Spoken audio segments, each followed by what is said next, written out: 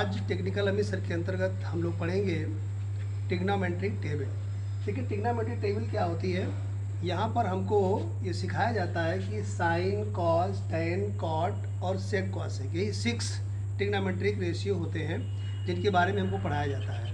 साथ में भी देखा सीखना पड़ता है हमको कि 0 डिग्री की वैल्यू कितनी होती है, 30 डिग्री की वैल्यू कितनी होती है, 45 डिग्री, 60 डिग्री और 90 डिग्री, इनकी वैल्यू हम कैसे निकालते हैं। तो इसके बारे में बच्चों को बहुत ज़्यादा याद करना पड़ता है। इसकी मैं एक शॉर्ट ट्रिक आपको बता रहा हूँ जिसको आप लोग ध्यान दीजिएगा। सबसे पहले क्या करें कि एक इस तरह से टेबल बनाएं और यहाँ पर 0 डिग्री लिखें, फिर 30 लिखें, 45 लिखें, 60 डिग्री लिखें और 90 डिग्री लिखें। इसको लिखने के बाद में बड़ी आसानी से आप निकाल सकते हैं कि साइन 30 वैल्यू कितनी होती है, साइन 45 वैल्यू कितनी होती है, सब निकाल सकते हैं। कैसे निकालेंगे, जहाँ पर 0 लिखा हुआ है यहाँ पर आप लिख दीजिए 0, 30 के नीचे आप लिख दीजिए 1, यहाँ पर लिखिए 2, यहाँ पर लिखिए 3 और यहाँ पर लिखिए 4। इस तरीके से लिख दीजिए। इसको लिखने के बाद क्या करना है कि जितने भी नंबर्स हैं इन सबको आप 4 से डिवाइड कर दीजिए। अब 1 4 4 4 इसको डिवाइड कर दिया। इसको डिवाइड करने के बाद में इसके ऊपर रूट लगा दीजिए।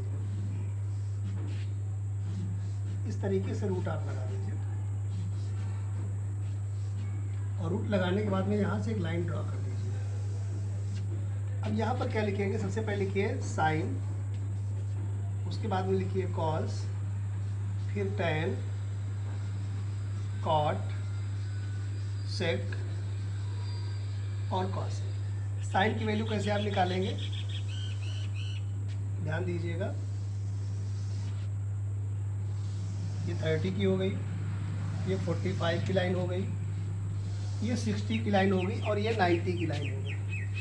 अब यहाँ चलते हैं तो इसका मतलब क्या हुआ कि इस कॉलम में जो वैल्यू आएगी वो साइन 0 की वैल्यू होगी। साइन 0 की वैल्यू कितनी होगी, इसको सॉल्व करेंगे तो 4 से 0 को डिवाइड करेंगे तो 0 आएगा और 0 का रूट निकालेंगे तो 0 हो जाएगा। ऐसे ही 1 का रूट तो 1 ही होता है और 4 का रूट क्या होता है, 2 होता है। ये नंबर देखिए डिवाइड हो जाएगा, 2 1 जा 2, 2 2 जा 4।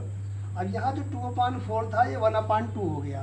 1 का रूट तो 1 हो गया और जो 2 है 2 का रूट नहीं निकलता है तो ये आपका हो जाएगा 1/√2।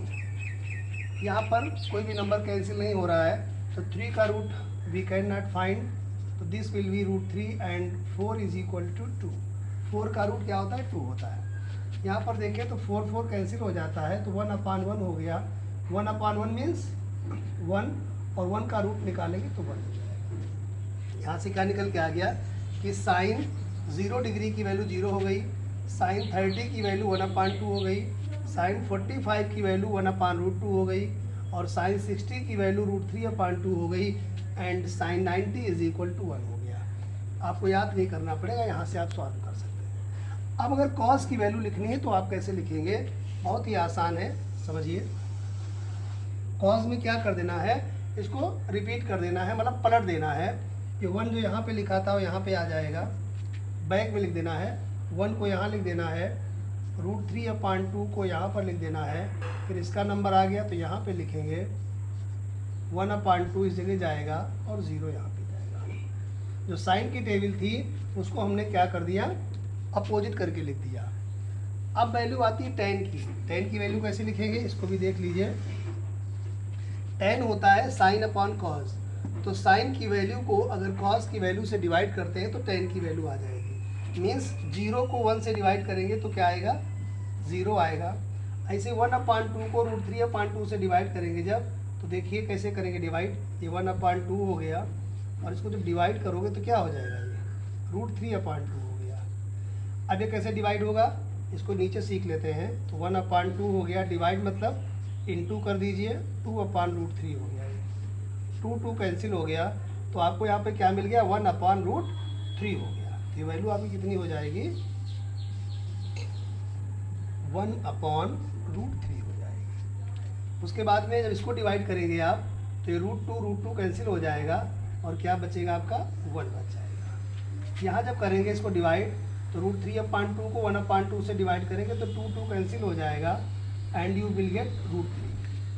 1 को 0 से डिवाइड करेंगे। एक चीज़ ध्यान रखिएगा, जब जीरो से हम किसी नंबर को डिवाइड करते हैं तो उसका आंसर इन्फिनिटी होता है, अनंत होता है, क्योंकि जीरो से हम किसी नंबर को डिवाइड नहीं कर सकते। जीरो से कितनी बार भी टेबल पढ़ते जाएंगे, 0 1 जा 0, 0 2 जा 0, 0 3 जा 0, कितनी बार भी टेबल बढ़ेंगे वो नंबर कभी डिवाइड नहीं होता है।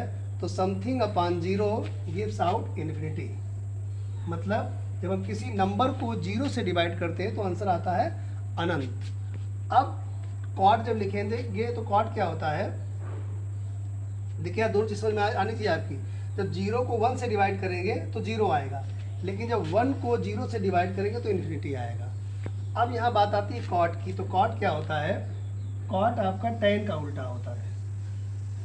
कॉट क्या होता है, tan का उल्टा, मतलब tan को अपोजिट डायरेक्शन में दीजिए, बैक काउंटिंग कर दीजिए। इन्फिनिटी जो यहाँ पर था वो यहाँ पर आ जाएगा, √3 की वैल्यू इस जगह पे आ जाएगी, 1 की वैल्यू यहाँ पर आ जाएगी, 1 है, this is the 1, and 1 upon √3 goes there, 0 is equal to this. अब हमको यहाँ पर फाइंड करना है सेक की वैल्यू। तो हम लोग जानते हैं सेक क्या होता है, जो सेक होता है कॉस का रेसिप्रोकल होता है। मतलब सेक जो है वो कॉस का उल्टा होता है, सेक जो है वो कॉस का रेसिप्रोकल होता है। रेसिप्रोकल मतलब होता है कि डिनोमिनेटर को न्यूमरेटर में लिखना है और न्यूमरेटर को डिनोमिनेटर में लिखना है। तो 1 का मतलब क्या हुआ कि 1 अपॉन 1, तो इसको उल्टेंगे तो क्या मिलेगा आपको, रेसिप्रोकल करेंगे तो 1 ही मिलेगा। इसका रेसिप्रोकल करेंगे तो क्या मिलेगा, 2 अपॉन √3 हो जाएगा। इसका रेसिप्रोकल करेंगे तो √2 हो जाएगा। अपॉन में 1 लिखने का कोई मतलब नहीं होता। इसका रेसिप्रोकल करेंगे तो 2 हो जाएगा। 0 का रेसिप्रोकल, 0 मीन्स 0 अपॉन 1, इसका रेसिप्रोकल करेंगे तो 1 अपॉन 0 हो जाएगा, मीन्स ये इन्फिनिटी हो जाएगा। अब लास्ट में आता है कॉसेक। तो कॉसेक को 2 प्रकार से निकाल सकते हैं। Cosec is the reciprocal of sine.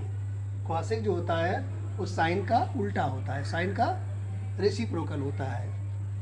तो इसको चाहे तो इसको भी पलट के लिख सकते हो, डिनोमिनेटर न्यूमरेटर को चेंज कर सकते हो, या सेक को भी बैक काउंटिंग कर दीजिए, तभी कॉसेक मिल जाएगा। ज़्यादा बेस्ट रहेगा कि इसका रेसिप्रोकल करिए। तो 0 का रेसिप्रोकल, 0 मतलब ये बताया हमने, 0 मीन्स 0 अपॉन 1। रेसिप्रोकल क्या होता है, जो डिनोमिनेटर है उसको बना दीजिए न्यूमरेटर और न्यूमरेटर को बना दीजिए डिनोमिनेटर, तो 1 अपॉन 0 हो जाएगा। और something upon 0 is equal to होता है इन्फिनिटी। इसका रेसिप्रोकल करेंगे तो क्या मिलेगा, 2 मिलेगा। इसका रेसिप्रोकल करेंगे तो क्या मिलेगा, √2 मिलेगा। दिस इक्वल टू 2 अपॉन √3 और 1 का रेसिप्रोकल 1। 1 को फिर समझ लीजिए, 1 का मतलब होता है 1 अपॉन 1, इसका रेसिप्रोकल करेंगे तो 1 ही रहेगा। इस तरीके से आप 0, 30, 45, 60, 90, sine cos, tan cot, sec cosec, इनकी वैल्यूज़ को बड़ी आसानी से आप याद कर सकते हैं, पीछे बना सकते हैं। और बोर्ड एग्जाम में जब आप जाते हैं तो यहाँ से क्वेश्चन जो सॉल्व करने के लिए आते हैं, जिसमें टेबल की ज़रूरत पड़ती है, कम से कम 6 से 7 नंबर या 8 नंबर तक के क्वेश्चन आपको बड़ी आसानी से मिल जाते हैं। ओके, वेलकम बच्चों।